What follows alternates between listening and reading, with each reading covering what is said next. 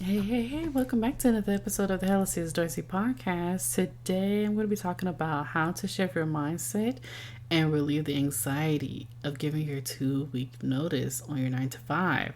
So, this is a topic that I know is very, very hard for a lot of people. People get anxiety when they think about leaving their 9 to 5 and they get scared and they ultimately is in a job or position that they do not like, but it's the fear of moving on. It's the fear of the safety nets. It's the fear of what's going to happen with XYZ. So I'm going to help you alleviate some of that anxiety and shift your mindset a little bit. So, first things first, I know this is really hard and it will take time.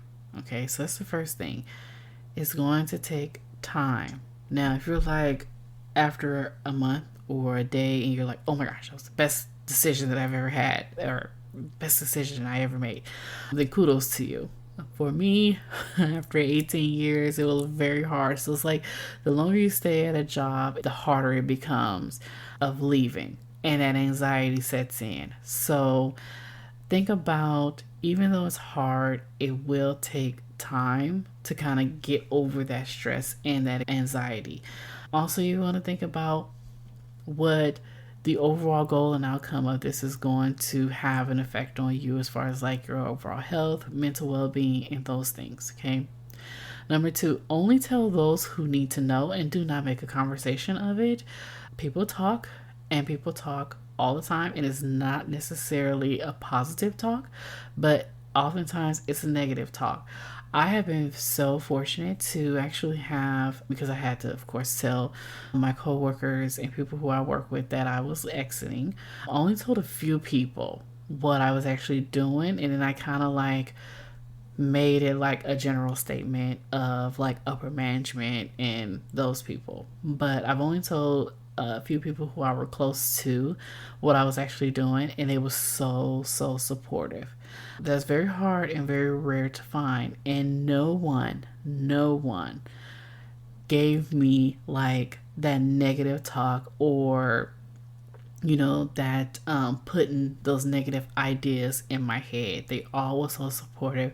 They like, Candace, whatever you do, I'm almost certain you're going to be successful at it. So that was so reassuring for me. Okay, so be mindful of who you tell and don't make a conversation out of it, because you don't know who you're talking to, and sometimes people put their thoughts and their beliefs on you. Okay, number three, maintain focus and create a visual guide or a vision board. So you want to have something to focus on to help you get going, to help you keep going. So if you want to create like a colorful visual guide or a vision board of what you would like to do. Like, for instance, I'm looking at my vision board right now, and quitting my 9 to 5 was actually on there. I actually crossed that off.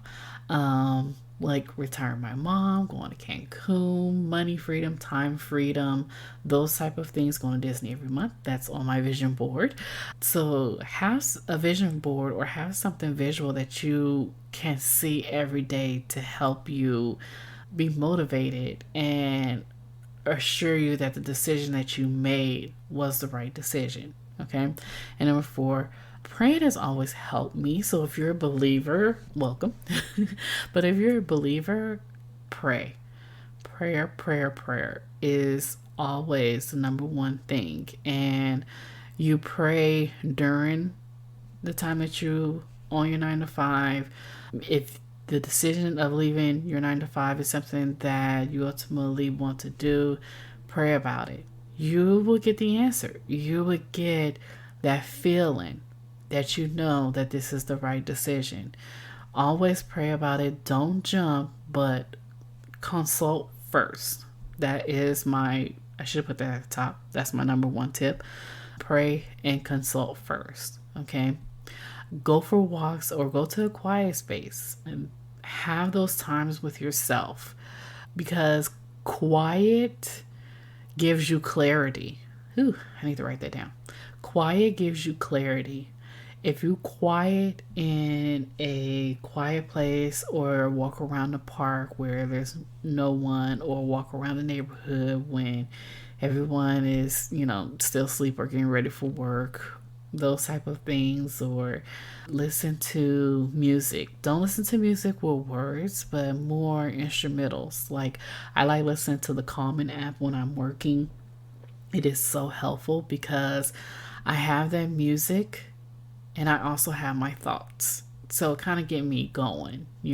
But be somewhere quiet, in a quiet space, to help you gather your thoughts, to help you think, and take those walks if needed. It helps so much. It helps relieve anxiety and stress. So do that.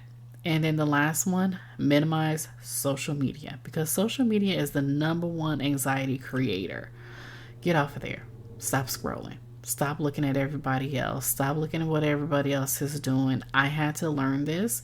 That's why, like, after I left, because I was a huge scroller when I was working, because I worked from home. I was a huge scroller. Like, I was just scrolling all the time because I just got to a point where I was just checked out. But now, since I'm like in my own business and working through things and essentially working for myself, I minimize my social media 100%. Like, I'm not scrolling. I only scroll and watch my cat videos after I'm done with my day. I'll go sit in the corner and then I'll watch funny cat videos. That's my social media kick for the day. But minimize social media because it increases your anxiety level. People don't know it, but it definitely does cause depression. And the reason why it causes depression is because you're seeing people, their pictures, they're happy, they're posting, I made this amount of money, they're doing this, when all that is fake. And none of it's, I won't say none of it, but most of it is not true. So keep that in mind. Minimize the social media. Be cautious as to what you post on there as well, because people is looking and they'll create conversations about it. And I didn't write this down, but I also want to say, we love our family. We love our family members, but they don't need to know everything. The only people that need to know what you're doing is those who your decision will affect, those in your immediate household. I mean, your spouse, your children, if you're not married, maybe your parents, if you're living with your parents, or your cat. No, I'm just kidding, not your cat. But you only have those conversations with those who your decision will affect, and no one else. So no one needs to know. Okay? If they ask a question about, oh, how's work going? Work is going good, because it is. I'm working in my own business, but you don't need to know that. Okay? So minimize that.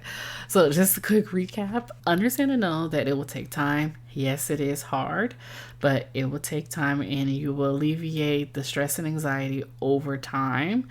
And only tell those who need to know, and do not make a conversation out of it. Maintain focus and create visual guide or a vision board so it can help you with motivation and see your overall goals. Pray about it. It will help you so much. Go for your walks. Take that time, quiet space for yourself to gain your thoughts and to help you with your mindset, and minimize the social media, the scrolling, because it is a number one anxiety creator. Okay. Hope this episode was helpful. Let me know if it has been. I would like for you to take a snapshot of this episode, post it on Instagram, tag me on Instagram, CSRC_hello, and let me know what you think about this episode. Okay. Until the next one, take care. Bye.